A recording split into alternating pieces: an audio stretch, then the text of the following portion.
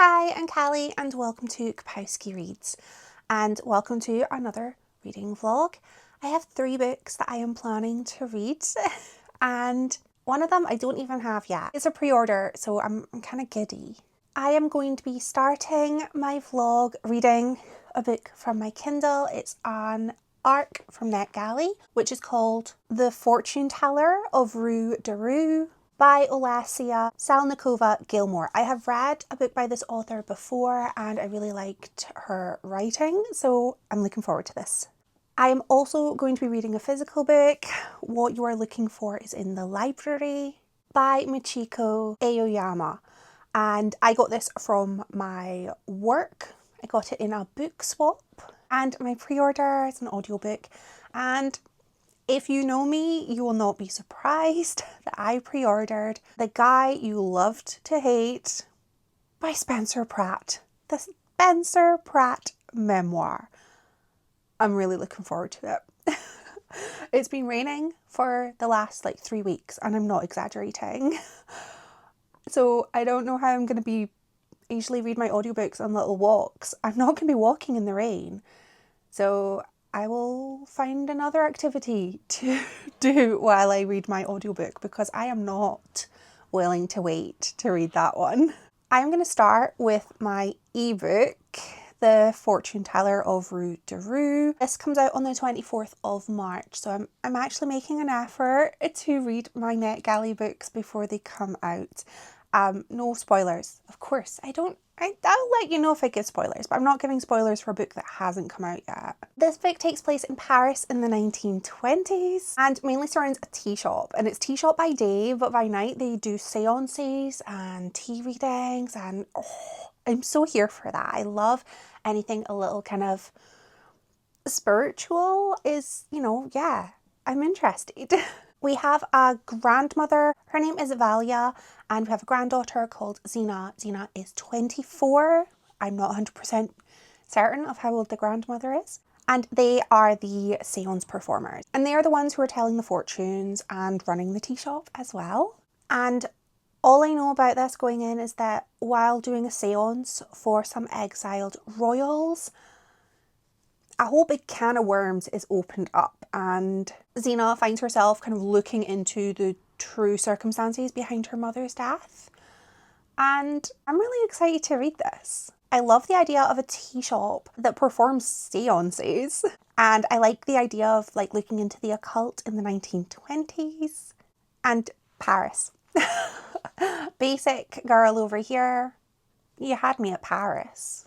Even though I'm not usually a historical girly, it's Paris. 1920s Paris. So I think it's quite an interesting time period. So yeah, I'm looking forward to it. I don't have much planned this week. Like I said, it's pouring down with rain, so I don't really want to be going out much. I do have a Pilates event planned, which sounds very grand. It's just an extra long session with some jibber jabber fitted in, a social Pilates thing. And that's pretty much it. Other than that, work in my normal workout class. And that's kind of, yeah, boring person over here. But that leaves lots of time for books.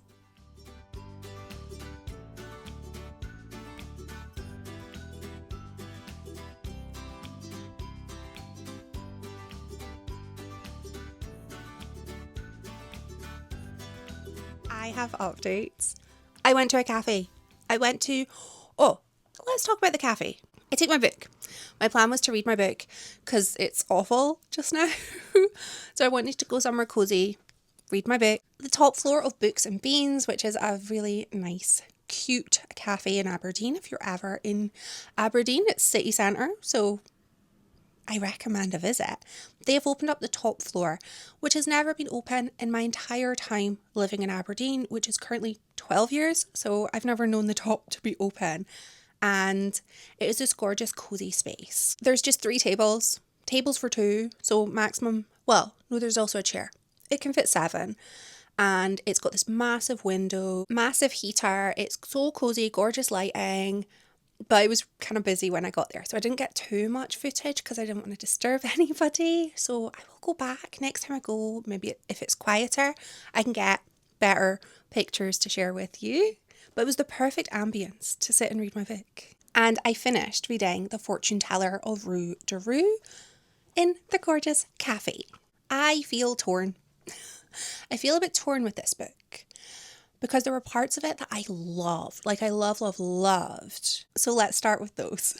I loved the fortune teller element of this book. It just gripped my interest. The different kinds of capabilities that people had, and I really enjoyed sort of, I don't want to say it's not a magic system, it's a fortune telling system, but there were all of these people who had different skills, and just because you could do one form of fortune telling, it didn't mean that you could do another.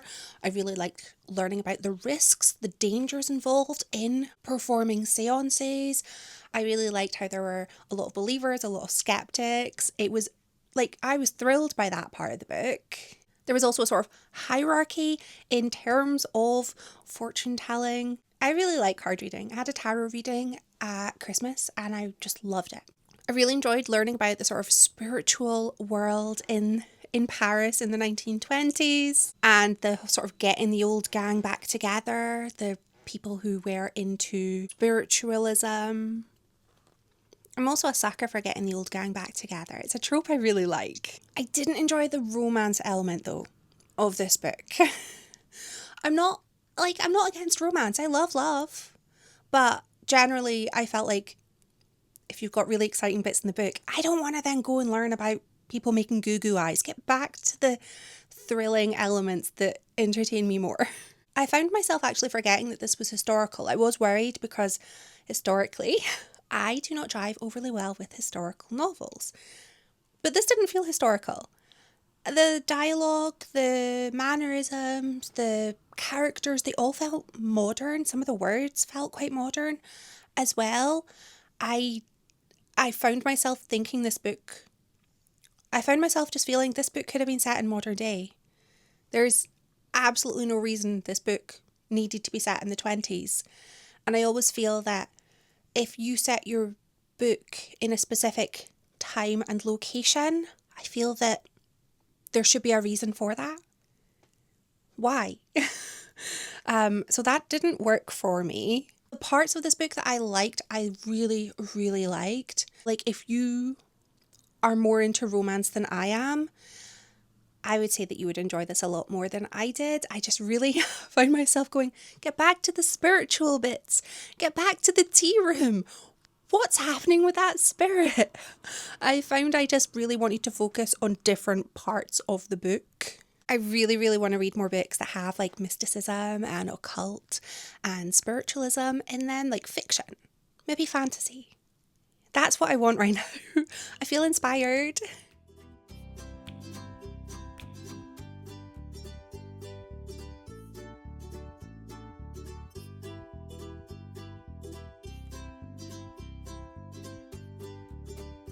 I'm going to have to be super duper quick with my update.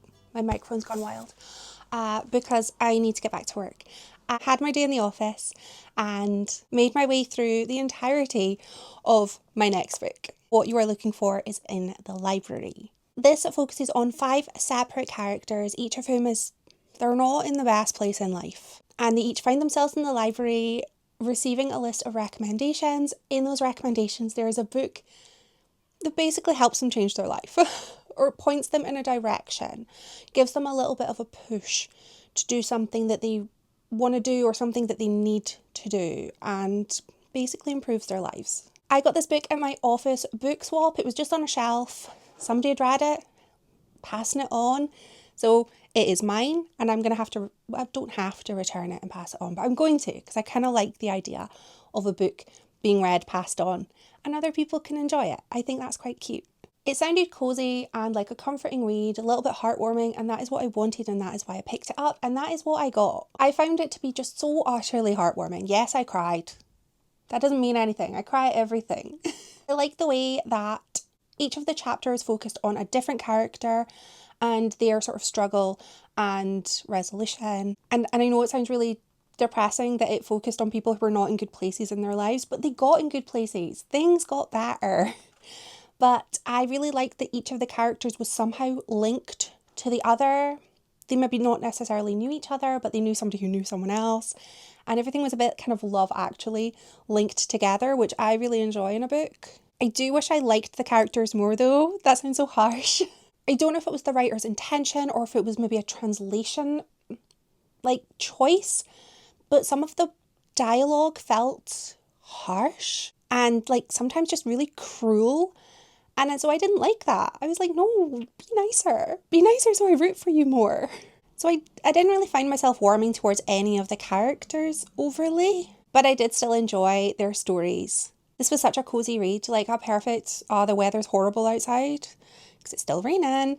And it was the perfect book to sort of cozy up with and read and sort of warm your heart.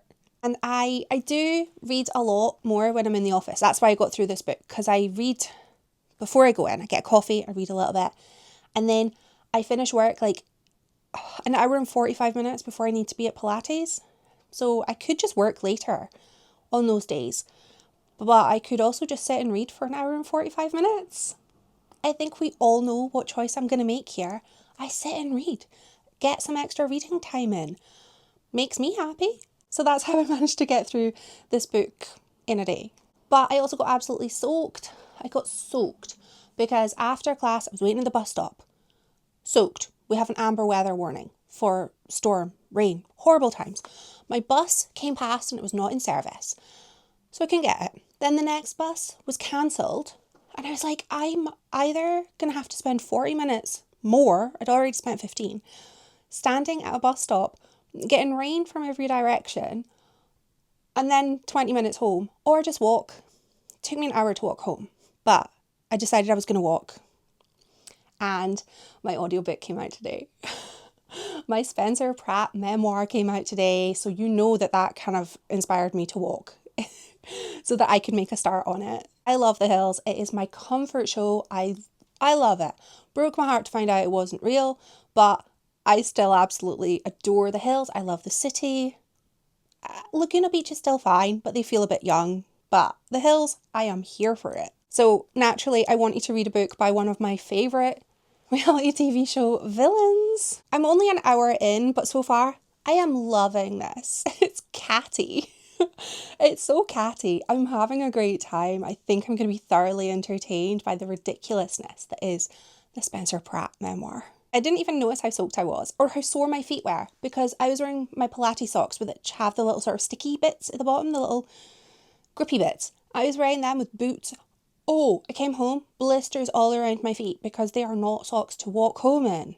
But I walked home in them, distracted by my audiobook. Amazing. I'm so excited to get back to my book, but now I have to get back to work because I have to get back to work. I'll be back with an update in a bit.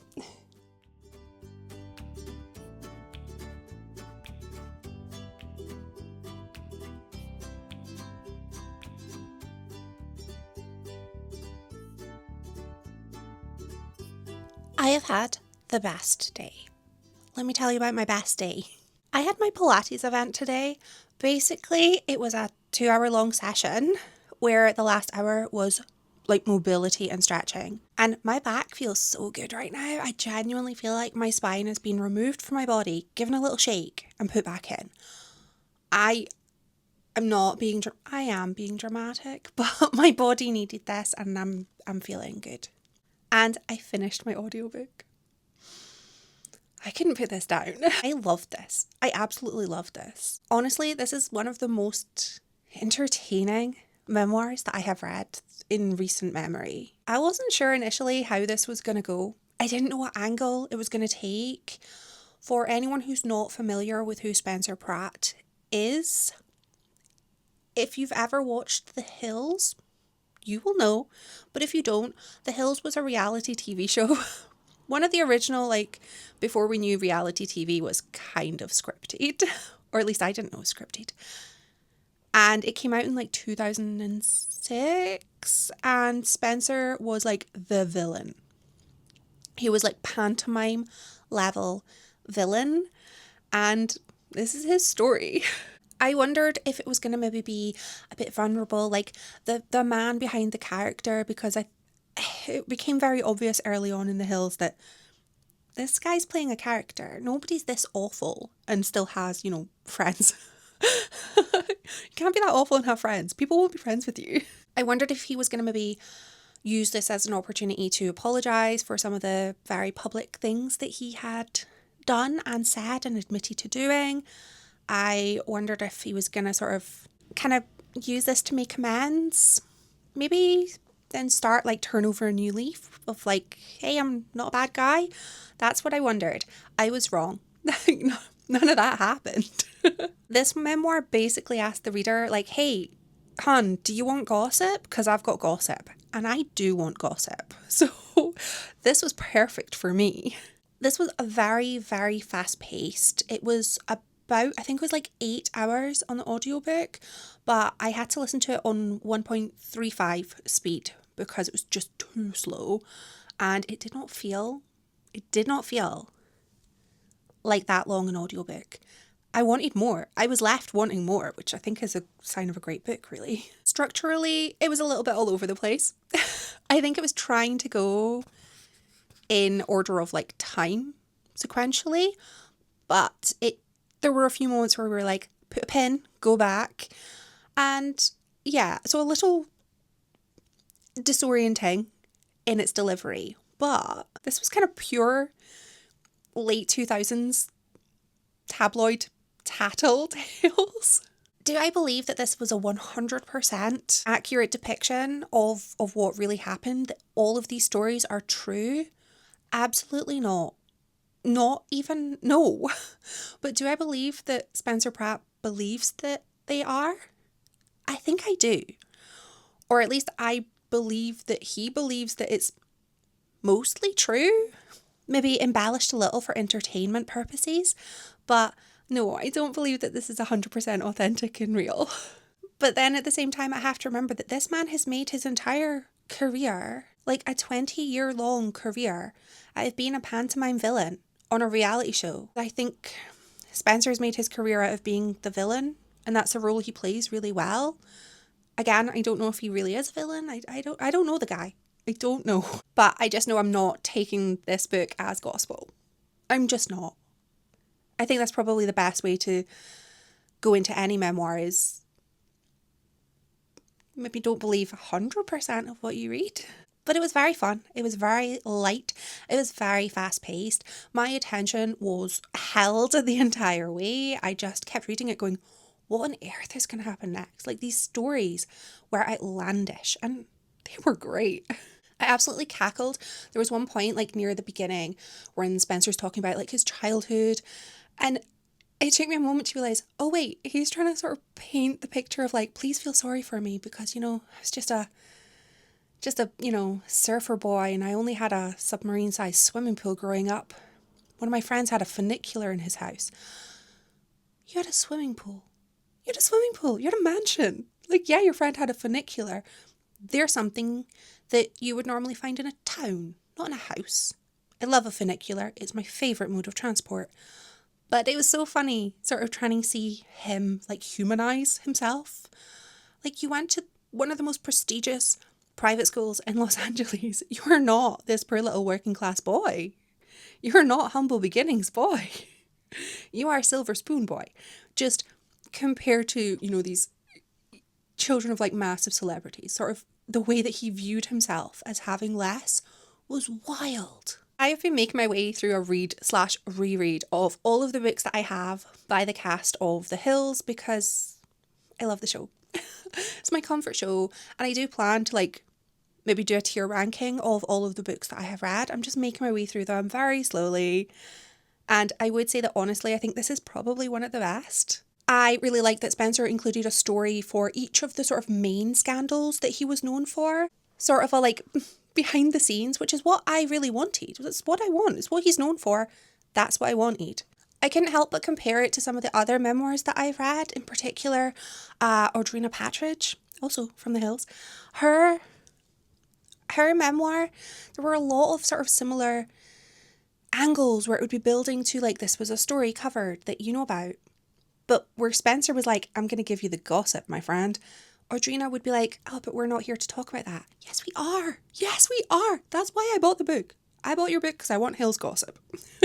The gossipy wee fishwife within me was so happy to actually have a reality TV star memoir that gave me what we were all expecting. Nobody, maybe, I don't know, maybe I'm sort of being too general, but I don't think anybody picks up a reality star's memoir without the expectation for reality TV gossip, reality TV stories. You know, what happened when the camera stopped running. That's why I pick them up. I don't pick them up to find out, you know, about your high school experiences, although I'm sure they're wonderful. Or not, I don't know. I would recommend this as an audiobook if you are interested in reading it. I don't know how well the performance would translate to physical, but as an audiobook, it was read by Spencer Pratt, and I think that he did a wonderful performance. It kept me hooked. I really wanted to read it. I really wanted to keep reading the book, and it was definitely a very conversational writing style that I just don't think I would have enjoyed as much if I wasn't listening to the book. I think I might. I feel the urge to just maybe start my rewatch of The Hills a little earlier this year. I'm inspired. I am ending this video with a 5-star. 5 stars for entertainment. It deserves them. I couldn't be happier. Let me know if you've read any of these books, or if you were a fan of The Hills, let me know who your favourite character was. Thank you so much for watching. Bye!